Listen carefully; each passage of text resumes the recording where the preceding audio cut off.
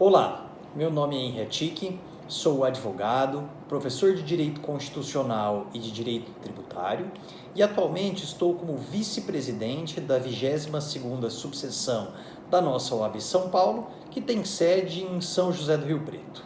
Neste vídeo abordarei questões relativas à liberdade de expressão e as chamadas fake news. Tudo isso no contexto primordial de defesa da democracia. Além de trabalhar com os conceitos e institutos que acabei de mencionar, comentarei, mesmo que brevemente, as medidas que o Estado brasileiro vem tomando para tentar coibir a proliferação das perniciosas notícias falsas. Antes de seguirmos, gostaria de agradecer muito ao OAB São Paulo, na pessoa do presidente Caio Augusto Silva dos Santos, nosso grande timoneiro, e também a Comissão de Cultura e Eventos da nossa seccional, na pessoa de seu presidente, Dr. Alexandre Luiz Mendonça Rolo, pelo honroso convite para, por meio deste vídeo, participar deste nobre projeto de promoção da cultura e de estímulo à mobilização social. Passando ao tema proposto, então, de início, é importante que tracemos linhas gerais sobre a proteção constitucional da liberdade de expressão. O título 1 da Constituição de 1988 traz os seus princípios fundamentais, ou seja, são os valores mais importantes do nosso texto constitucional, indicados pelo próprio poder constituinte originário. Dentre estes, quero destacar dois. O primeiro, que está indicado no artigo 1º, inciso 3, que é o da dignidade da pessoa humana, tratado pela maioria da doutrina de referência como o mais importante de todos os princípios em nosso ordenamento jurídico, e o segundo, disposto no parágrafo único do mesmo artigo 1º da Constituição, que é o princípio democrático, o qual estabelece que todo poder emana do povo. Em decorrência destes princípios, num primeiro momento, temos que o título 2 da Carta da República veicula os direitos e garantias fundamentais. Estes têm por objetivo primário efetivar, concretizar a dignidade da pessoa humana, que, como princípio, tem um caráter abstrato. O caput do artigo 5º da nossa Constituição dá conta de 5 grandes direitos, que serão como guarda-chuvas para os desdobramentos a eles que se seguem nos incisos desse longo dispositivo. São eles o direito à vida, à liberdade, à igualdade, à segurança e à propriedade. Destes, importa para nós aqui pensarmos a liberdade, para trabalharmos com este conceito e, posteriormente, um de seus desdobramentos principais. Como se sabe, conceituar liberdade e, assim, delimitar o âmbito da proteção jurídica a este bem, ou seja, quais os contornos do direito à liberdade, não é tarefa fácil. E podemos afirmar, sem maiores preocupações, que não há conceito definitivo em termos de completude. Então a dificuldade se revela na bela passagem do Romanceiro da Inconfidência, coletânea de poemas da celebradíssima escritora brasileira Cecília Meirelles, em que ela diz: liberdade é essa palavra que o sonho humano alimenta, não há ninguém que explique e não há ninguém que não entenda. Concretamente, o conceito de liberdade sempre vem acompanhado de definições e significados, como os de livre-arbítrio, de independência, de autonomia e de espontaneidade. E, de seu turno, o direito à liberdade se configura na tutela jurídica protetiva do exercício deste bem maior. Como desdobramento do direito à liberdade em si, temos, conforme dispõe o artigo 5º, inciso 4 da nossa Constituição Federal, que é livre a manifestação do pensamento, sendo vedado o anonimato. Temos aqui claramente a proteção clássica da liberdade de expressão, destacando-se que o Constituinte determina a inviolabilidade deste bem jurídico, indispensável, pelo menos em se situando a questão no âmbito de um Estado democrático de direito, mas, paralelamente, veda o anonimato, já que eventuais lesões, sejam no âmbito civil, sejam no âmbito penal, decorrentes do exercício da manifestação do pensamento, não deverão ficar impunes, sendo imprescindível o apontamento de autoria, portanto, para que se tenha exercício legítimo deste direito. Ainda, apenas para constar, o artigo 5º, inciso 9, veicula liberdade de expressão qualificada, ao instituir que é livre a expressão da atividade intelectual, artística, científica e de comunicação, independentemente de censura ou licença. Os dois são temas centrais da nossa conversa de hoje, mas, é claro, a questão da liberdade de expressão pura e simples e da liberdade de comunicação são centrais para o debate que nós propomos aqui. De seu turno, para falar do princípio democrático agora, podemos partir da célebre frase do presidente norte-americano Abraham Lincoln, de que a democracia é o governo do povo, pelo povo e para o povo. Como se sabe, a palavra democracia nasceu na Grécia, no período clássico, especificamente em Atenas, sendo composta pelos radicais demos e kratos, que significam, respectivamente, povo e governo. Em linhas gerais, a democracia é definida, então, desde a Grécia Antiga, como governo do povo ou governo popular, em contraposição a outras formas de governo, como a aristocracia, a monarquia, a tirania, a oligarquia, entre outras. Entretanto, quando pensamos em democracia no mundo contemporâneo, algumas nuances devem ser consideradas. A democracia moderna, tal como a concebemos hoje, é pautada em ordenamentos jurídicos e instituições políticas sólidas, que representam os três poderes da República, sobre os quais falaremos, mesmo que brevemente, um pouco à frente. Isso significa dizer que é necessário que todos, cidadãos e governantes, busquem absorver melhor as diferenças dentro da sociedade e se esforcem para refletir ao máximo a vontade da população. Nesse sentido, com o cientista político Robert Dahl, podemos indicar algumas características para se identificar a democracia, tais como a liberdade de formar e aderir a organizações, o respeito às minorias e busca pela equidade, a liberdade de expressão, nosso tema central, o direito ao sufrágio, ou seja, votar e ser votado, as eleições livres, frequentes e idôneas, a existência de instituições fortes e protetivas do regime democrático e ainda a garantia de acesso à informação. E aqui eu ouso complementar, essa informação sendo correta, contextualizada e verdadeira. Aqui vale um breve parêntese no que tange à citada característica de existência de instituições fortes e protetivas da democracia. Nesse aspecto se apresentam as Forças Armadas.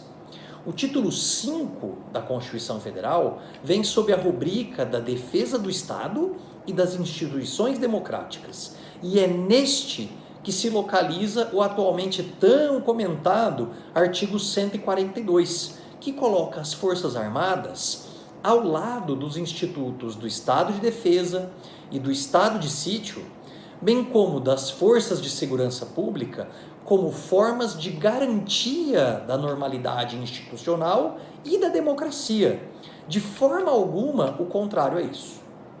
Voltando para o foco, é na seara da garantia de acesso à informação, e conforme coloquei, correta, contextualizada e verdadeira, que se centraliza o tema das chamadas fake news. Podemos dizer que, infelizmente, a verdade vem sofrendo atualmente ataques constantes e de toda ordem. Nos tempos atuais, as fake news exageradas ou sensacionalistas trazem informações falsas sob o disfarce de reportagens de notícias legítimas.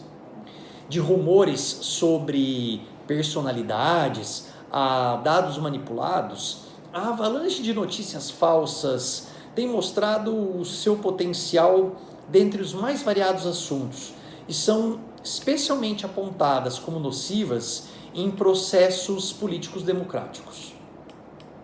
Podemos mencionar, apenas para ilustrar essa questão, o Brexit, que é a saída, foi a saída do Reino Unido da União Europeia, e a eleição de Donald Trump à presidência dos Estados Unidos, como processos que foram bombardeados, sem dúvida nenhuma, por fake news, que podem, inclusive, ter sido decisivas para os seus resultados. Aliás, diga-se de passagem, Trump foi quem acabou por popularizar o termo fake news, em sua utilização constante das redes sociais para atacar a imprensa. Ao mesmo tempo, a sua vitória tem sido contestada em meio a denúncias de utilização de robôs virtuais que teriam compartilhado milhares de notícias falsas sobre a adversária Hillary Clinton durante o período eleitoral.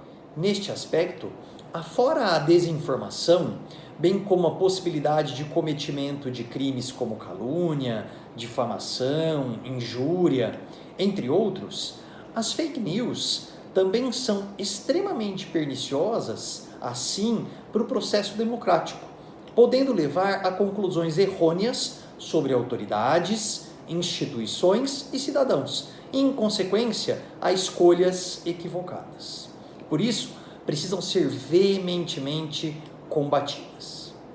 Nem se diga, nesse caso, que o direito à liberdade de expressão daria guarida para essas situações, como querem fazer crer alguns, pois da mesma forma que este direito deve ser garantido em sua máxima eficácia possível, por outro lado, não há direito absoluto, e assim a liberdade de expressão não pode servir de escudo protetor para o cometimento de crimes e tampouco para a manipulação da opinião pública. Destaque-se que algumas destas fake news são de fácil verificação, bastando pesquisar na internet ou clicar no link sugerido para se ver que aquilo que está sendo afirmado não condiz com a realidade. Por outro lado, e o que preocupa ainda mais, algumas dessas notícias falsas são tão bem elaboradas que muitas vezes há uma certa dificuldade em atestar a sua falta de veracidade. É neste cenário que o Estado brasileiro vem tomando medidas para tentar combater este mal tão presente nos dias de hoje, em que a informação está a um clique de nós e que as redes sociais se tornaram cada vez mais populares, ainda mais neste período sombrio de pandemia causada pelo novo coronavírus, que tem forçado a todos nós ficarmos em casa e mantermos distanciamento daqueles que amamos. Nesse cenário é que se contextualiza a chamada CPI das fake news, Comissão Parlamentar de Inquérito criada para investigar e combater esta prática no âmbito dos 3 poderes da República Brasileira. Quanto a isso, é importante comentarmos, mesmo que brevemente, sobre a questão da separação de poderes.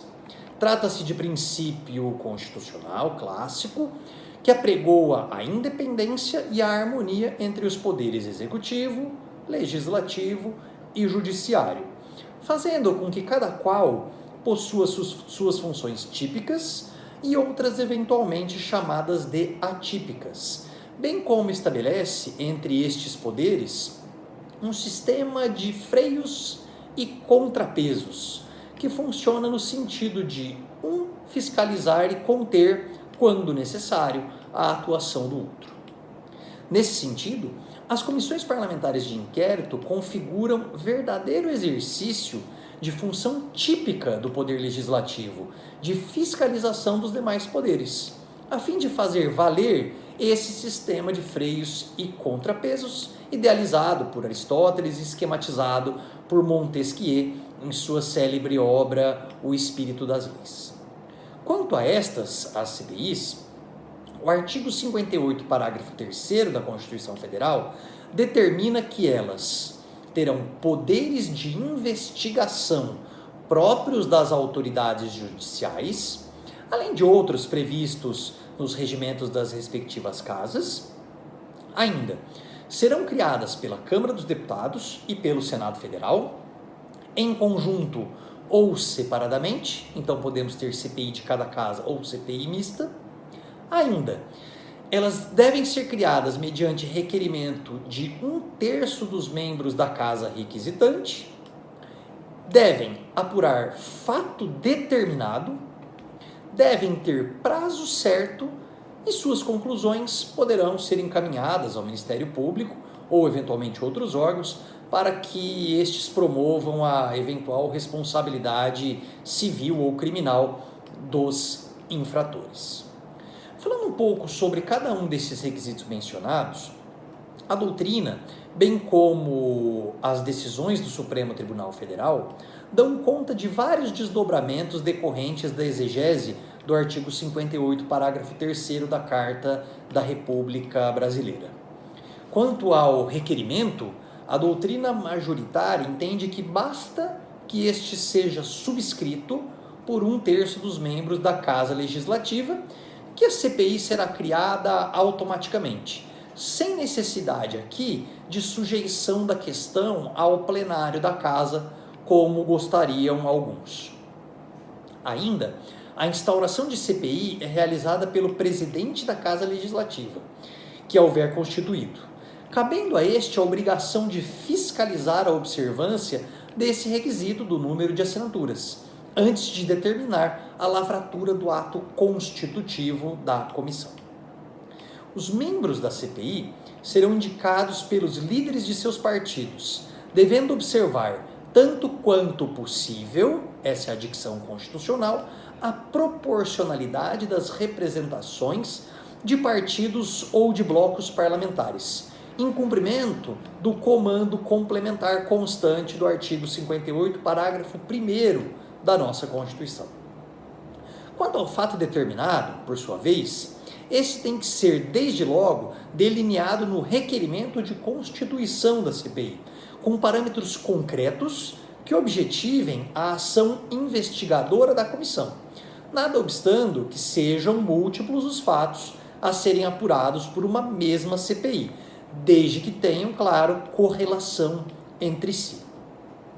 Já quanto ao prazo certo, em geral, o regimento interno é o diploma legal que fornece o prazo de funcionamento das comissões parlamentares de inquérito, bem como a possibilidade de prorrogação desse prazo, já que a norma constitucional silencia quanto a isso. Entretanto, conforme a jurisprudência do STF, o termo final de uma CPI sempre será o término da legislatura.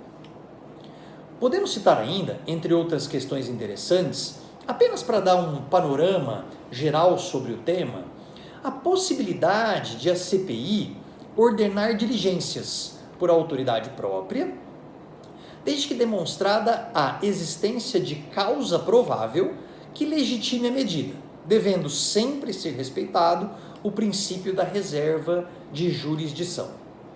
Outra questão importante é que a CPI não pode, por seus próprios meios, decretar prisão, a não ser em caso de flagrante delito, mas isso qualquer cidadão pode.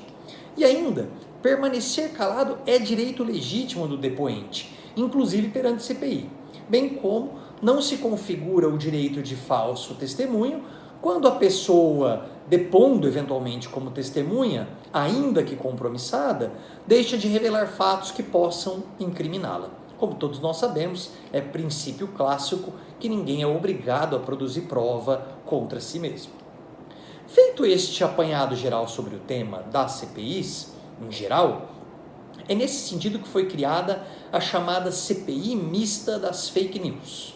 Comissão Parlamentar de Inquérito, então, que tem por escopo investigar e combater esta prática no âmbito dos 3 poderes da República Brasileira.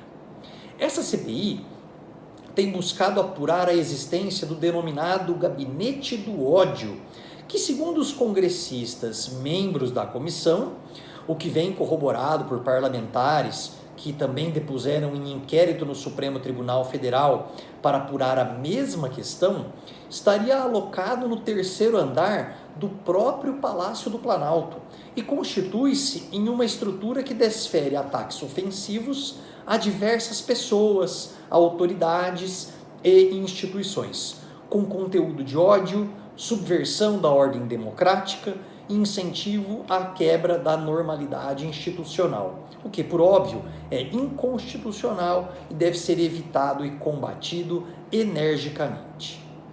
Quanto ao mencionado inquérito, que corre em nossa Suprema Corte, aliás, intitulado também de Inquérito das Fake News, este foi aberto em março de 2019 pelo presidente do Supremo Tribunal Federal, ministro Dias Toffoli, em resposta a críticas e ataques sofridos pela Corte e seus membros nas redes sociais. Afora ser o procedimento alvo de questionamentos deveras pertinentes, o que inclusive está sendo apreciado pelo plenário da Corte em julgamento de uma arguição de descumprimento de preceito fundamental, como quanto à amplitude das investigações ou o fato de o próprio STF acumular as funções de investigador e de julgador, bem como quanto à escolha de ofício, ou seja, sem sorteio, do ministro relator. Afora essas questões, o inquérito em si mostra a preocupação do mais alto escalão da justiça brasileira também com as fake news e o seu grande potencial ofensivo. Ainda, o Tribunal de Contas da União também tem perfilado com os que lutam contra as fake news em nosso país. Em representação formulada pelo Ministério Público respectivo, o ministro relator concedeu medida cautelar, referendada depois pelo plenário do TCU, para que órgãos públicos, como o Banco do Brasil e a Caixa Econômica Federal, suspendessem qualquer veiculação de publicidade em sites, blogs, portais e redes sociais e quaisquer outros veículos que não tenham sido cuidadosamente escrutinados quanto aos critérios de interesse público da informação. Não faz sentido, e nesse caso andou muito bem o Tribunal de Contas da União, que o dinheiro público financie, patrocine propagandas em veículos que aparentemente veiculam notícias falsas. Ainda, o Congresso Nacional também está atento e sensível à questão, seja pelo funcionamento da CPI das fake news, mas também tramita em nosso Poder Legislativo Federal projeto de lei que estabelece regras para o uso e a operação de redes sociais e serviços de mensagem privada via internet. O texto visa combater a disseminação de conteúdos falsos. Caminhando para o final, é fundamental destacar que, afora a proliferação de fake news ter a ver muito com a ação de robôs, é tão relevante quanto, ou até mais neste aspecto, o comportamento das pessoas, o nosso comportamento. Assim, antes de passar uma notícia para frente, verifique se o site é verdadeiro. Note se a notícia tem data e se é recente mesmo. Procure se a notícia é assinada e por quem foi assinada. E não confie em notícias bombásticas e tampouco em links compartilhados nas redes sociais, mas vá à página oficial do site indicado conferir. Concluo com o pensamento de Rui Barbosa, certamente um dos maiores juristas de nosso país em todos os tempos, de que a pior democracia é ainda preferível à melhor das ditaduras. Por isso, conclamo a todos e a todas para nosso papel fundamental de sermos vigilantes e de lutarmos sempre para a manutenção do Estado Democrático de Direito. Agradeço novamente ao AB São Paulo e especialmente à sua Comissão de Cultura e Eventos pela oportunidade, bem como a todos e a todas pela audiência. Fiquem bem, se cuidem e até a próxima.